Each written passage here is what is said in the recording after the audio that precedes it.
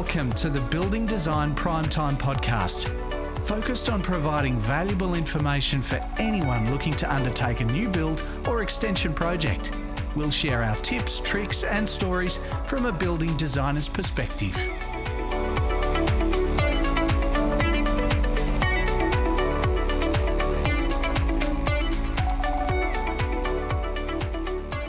Hey everyone, hope you have a great break over Christmas, New Year's. This is a continuation of the podcast at the Building Designers Association of Australia, National Festival of Design at the Rest Point Casino Trade Night.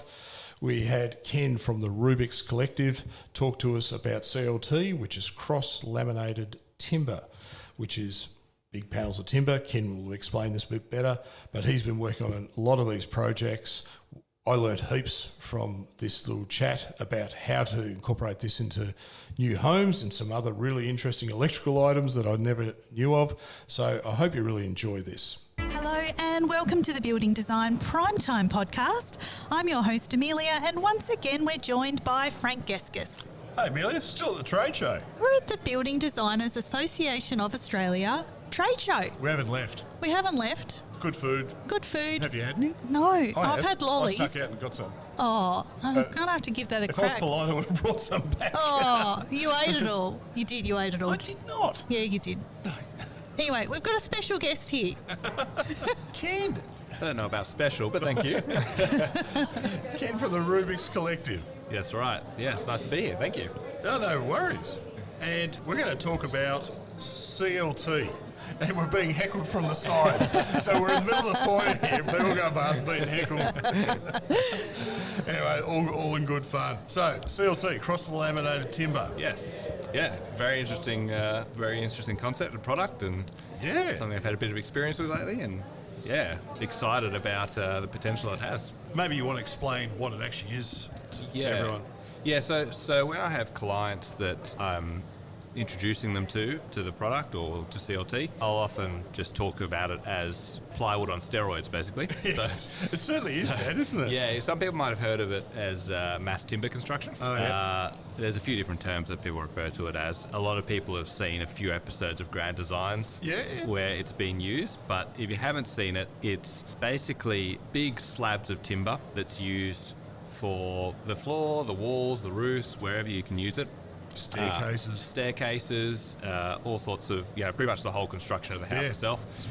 And it's machined, so it's made and cut in a factory, shipped to site and put up with a crane. And I say it's plywood on steroids because plywood, you've got small lamellas that sort of go different directions. This is the same thing, but you've got 30 millimeter boards on top of each other. And you can get it bigger, like you can get it specced up. Yeah, you can get it very thick. You can get it, I think, as thin as about 40 mils. Yeah. But it's pretty depending wild on what you need for your project, really, and your engineering purposes. So yeah.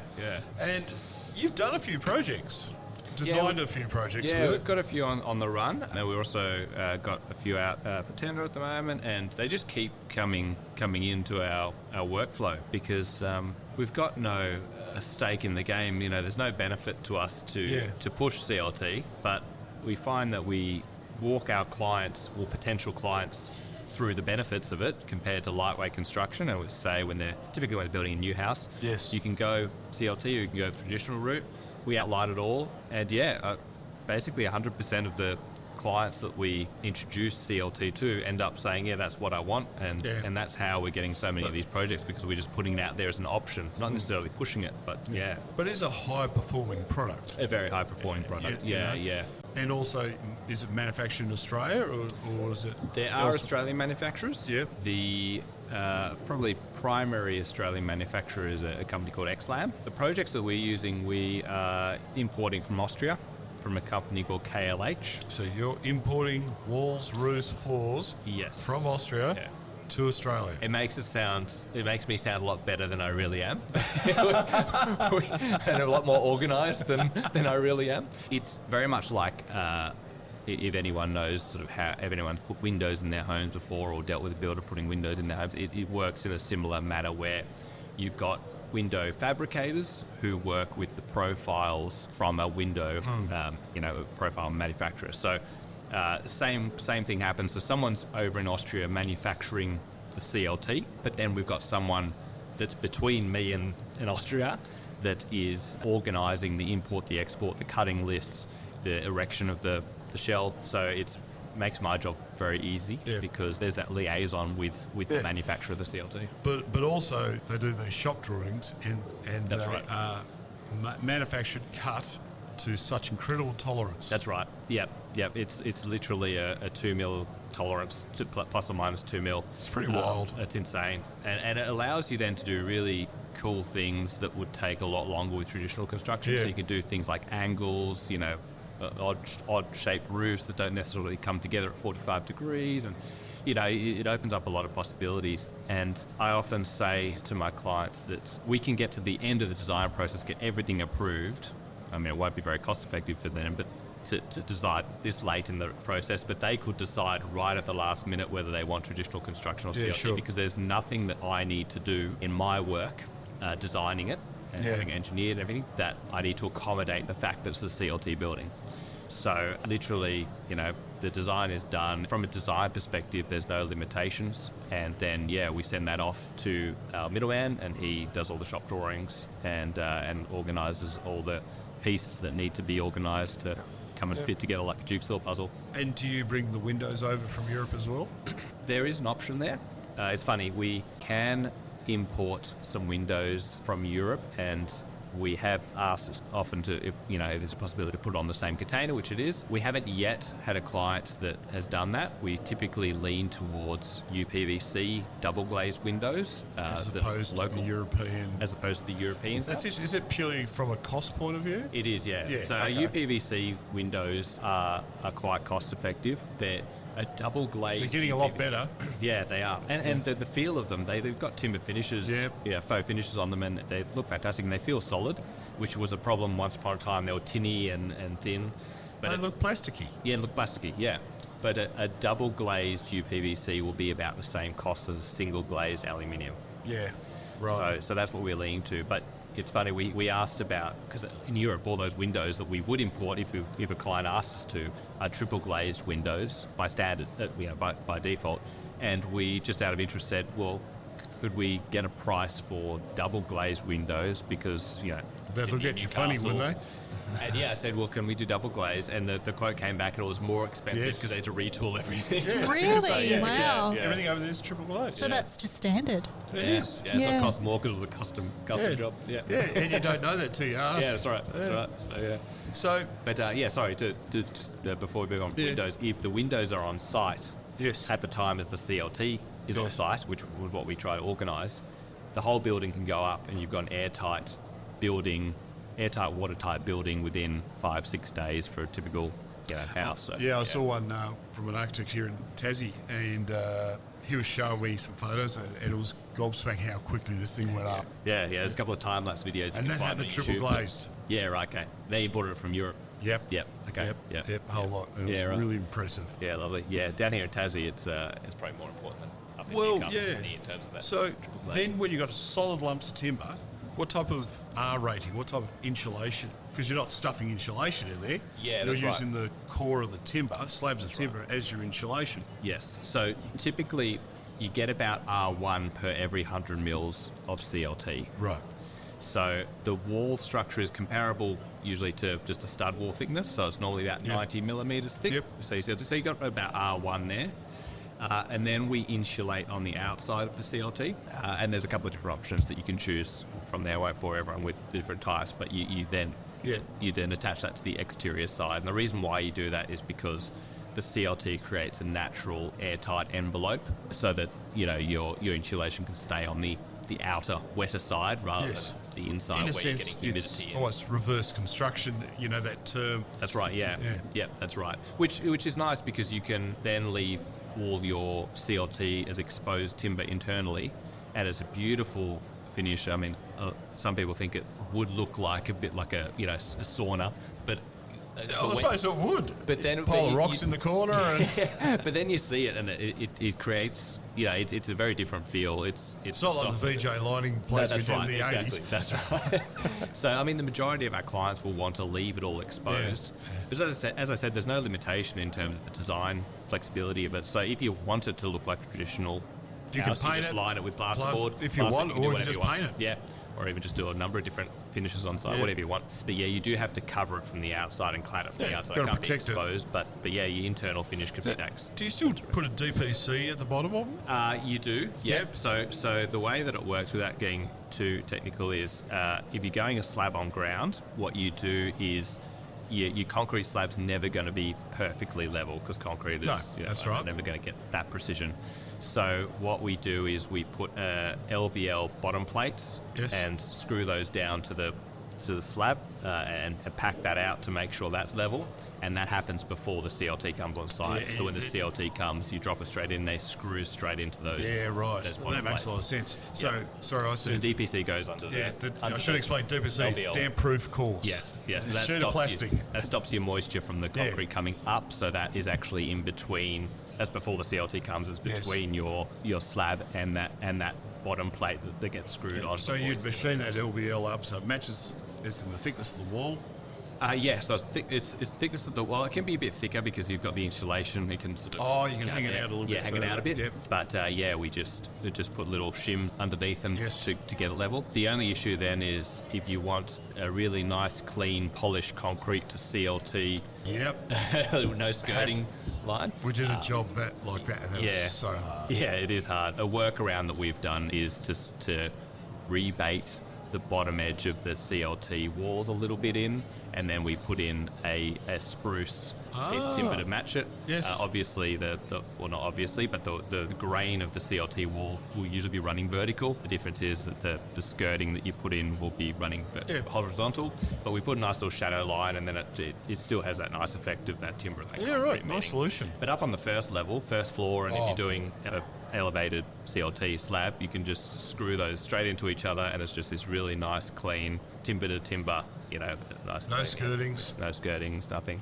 And that's what saves money. That's the thing that saves money. Is all these corners you can not cut, but cut out. But you don't need to put your skirtings in.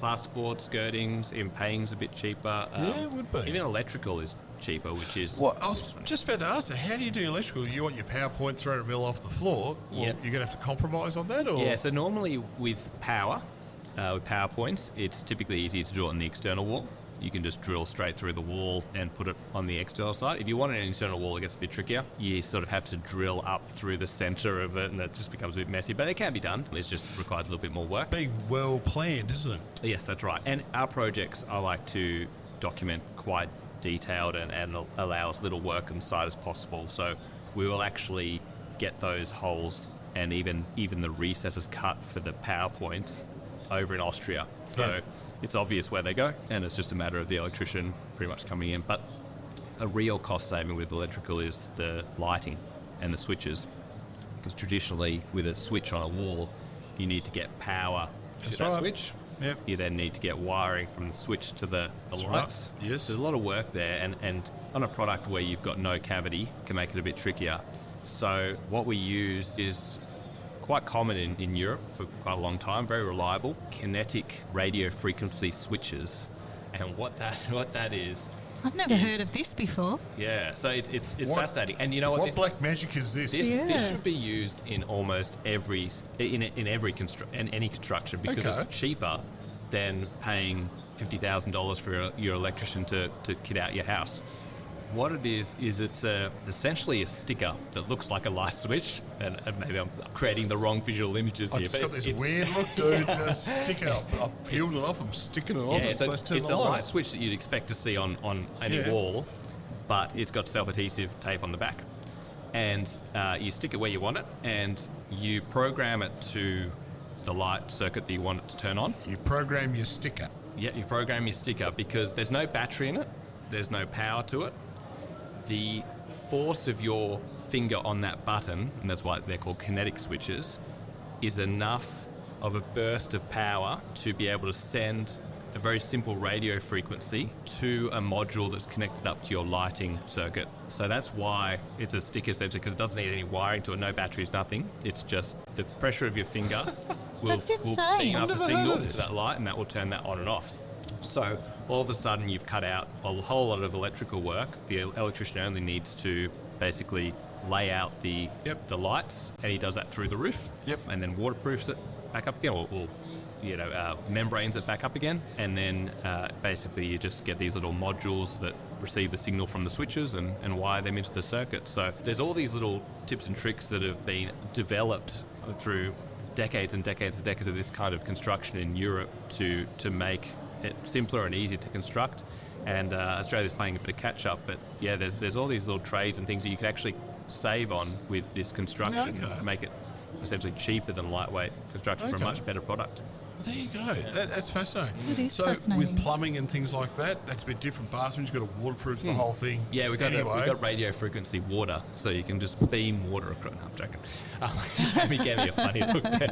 Yeah, he's making fun of me now. No, the bathrooms are pretty easy because you're typically lining those with tiles anyway. Yeah, and you're going to chase it. That's right. So we just batten out the FC sheet or the waterproof plasterboard, and then your plumbing just runs behind there.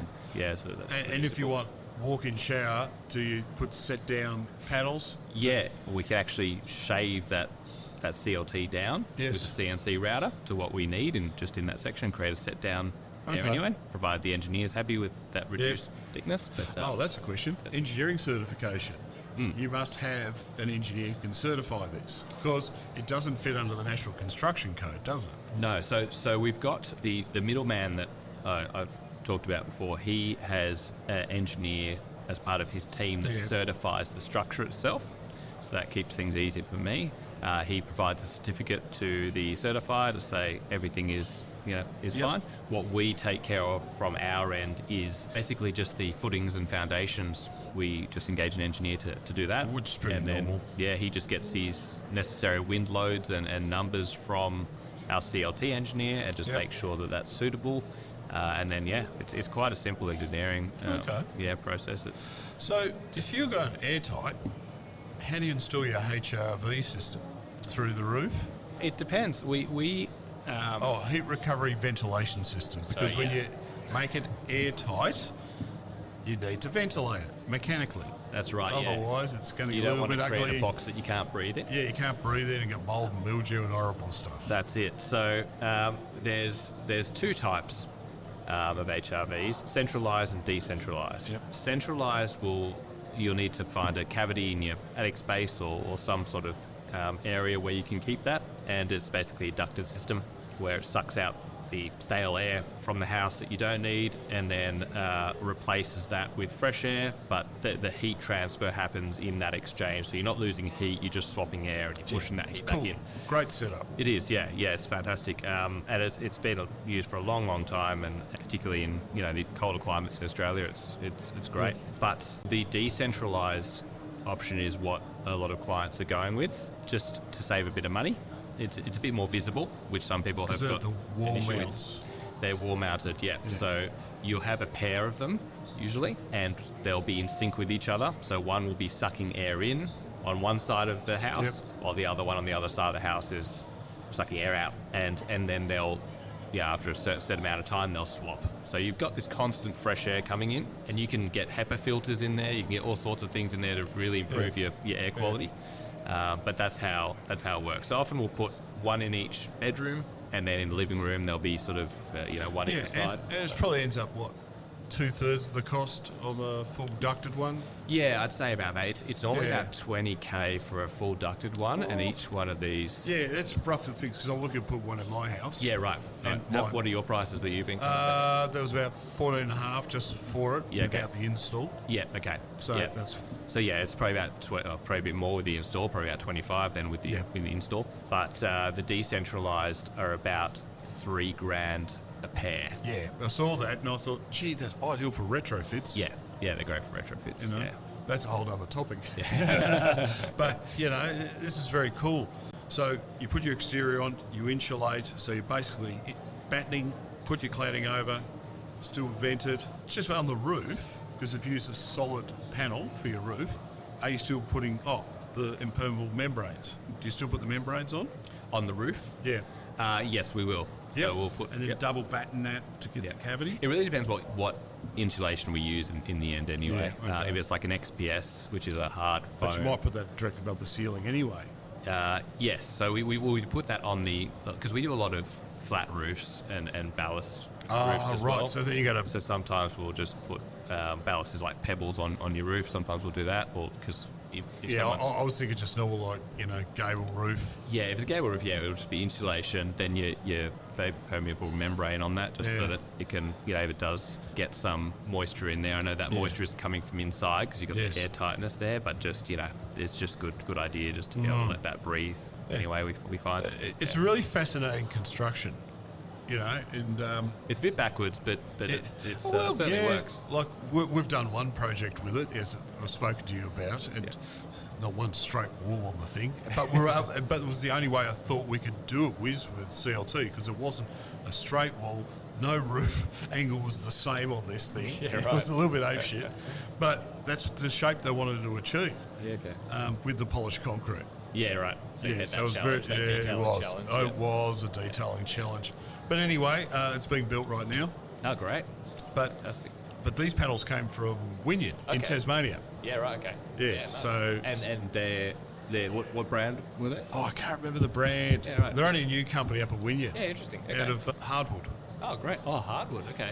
I'm pretty sure it's hardwood because it was out of all the hardwood forests that were done for the pulp mill that never went ahead. Yeah, right. So you've got so many 100,000 hectares of regrowth. I'd be interesed to get some details. They're doing all this research of like hardwood LVLs and all sorts of stuff. Yeah, it's pretty exciting. Because, without going on too much of a tangent, what we've found, I don't mean to shoot down anyone in particular, but what we've found is with the Australian softwoods, we can't get those dried enough to maintain a comfortable relative humidity when you build an airtight box out of them. Yeah. So I just heard this recently with another builder. He bought all these packs of timber, they're all wrapped in plastic. He cracked one open after a couple of years, disintegrated. Yeah, right. Because the pine, it is what it is, it wasn't dry. It retains a lot of moisture. And it stayed in its glad wrap.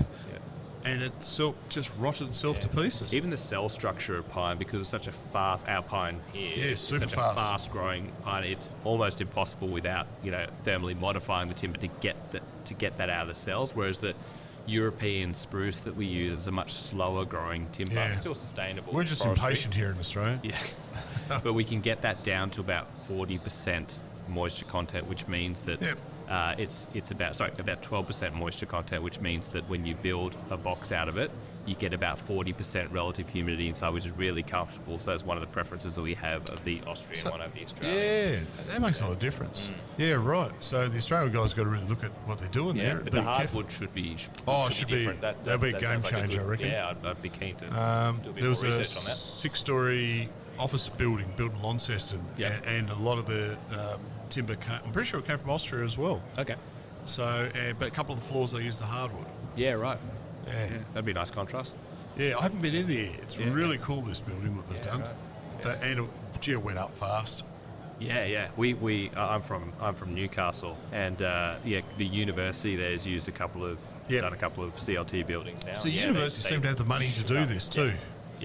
Yeah, that's right. Well, I mean, that being said, we've had estimates done, and the builders come back, and our estimators are saying, we'll get a quote back for, $1 million build or $1.5 million build, and the builders will say, or the estimator will say, this would be a $2.1 million build under standard construction. So it's about 30% cost saving.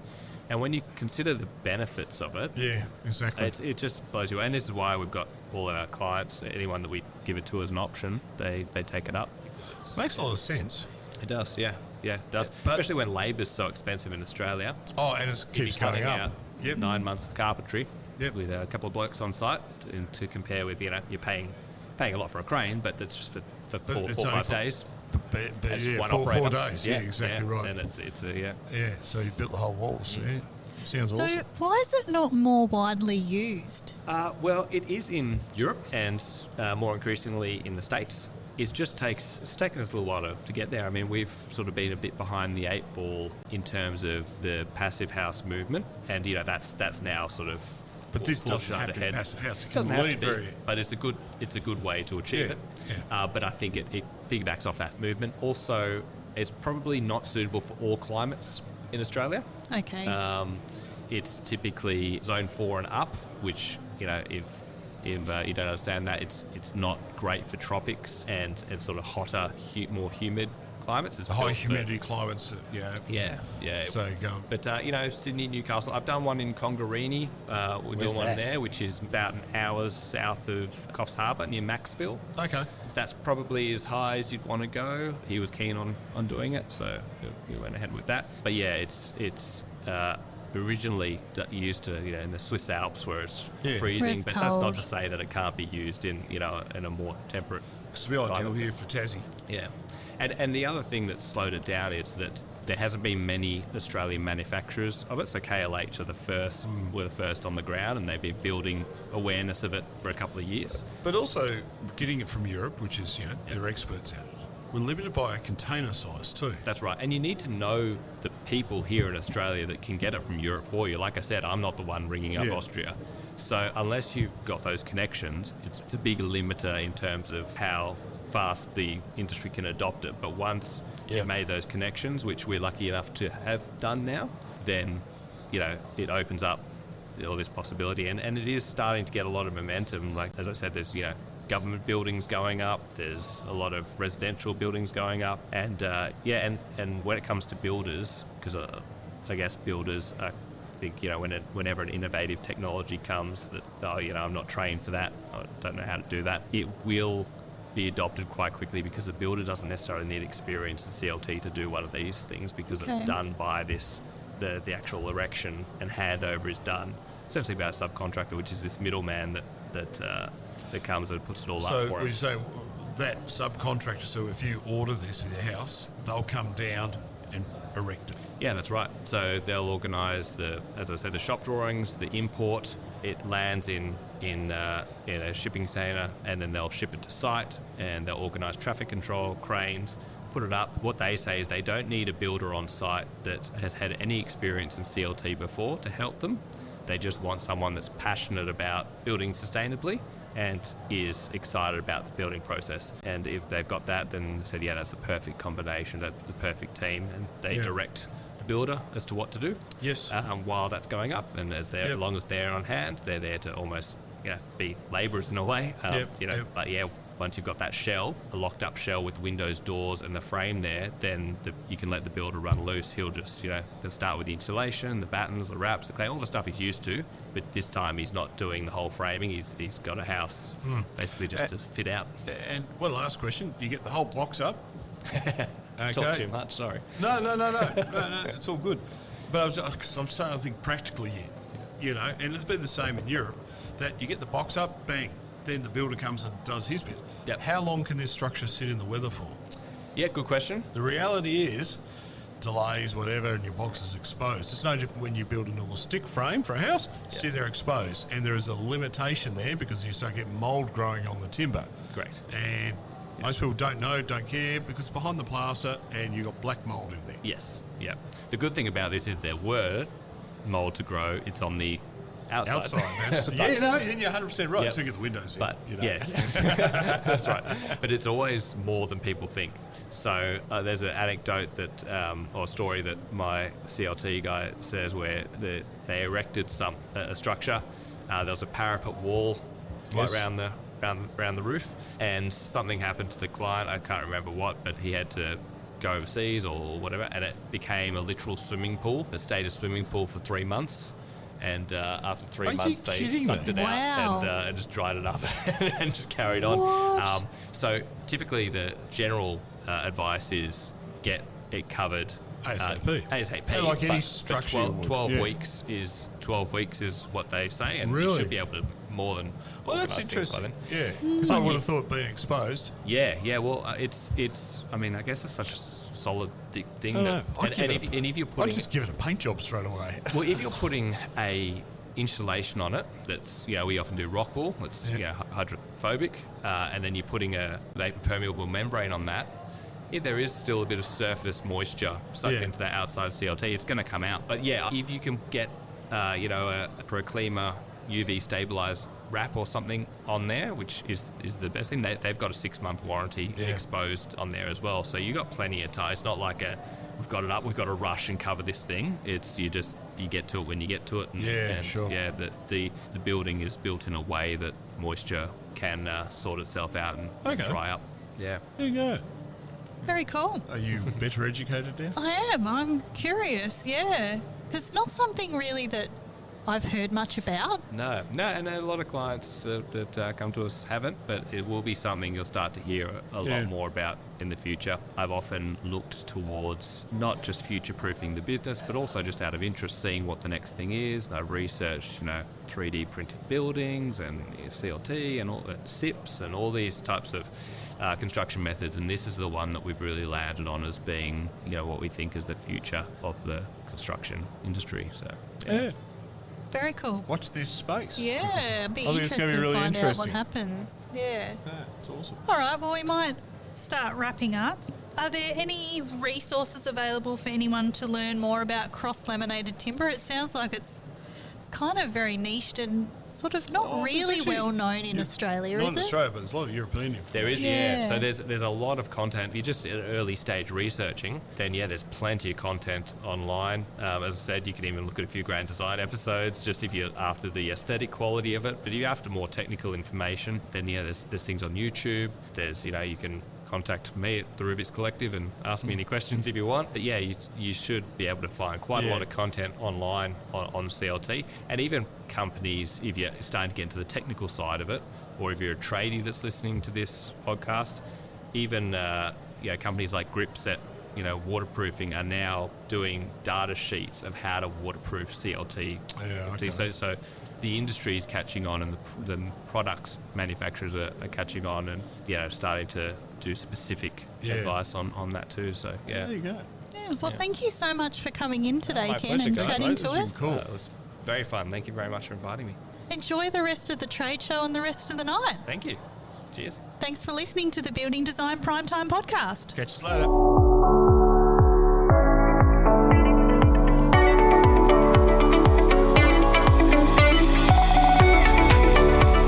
You're listening to the Building Design Primetime Podcast.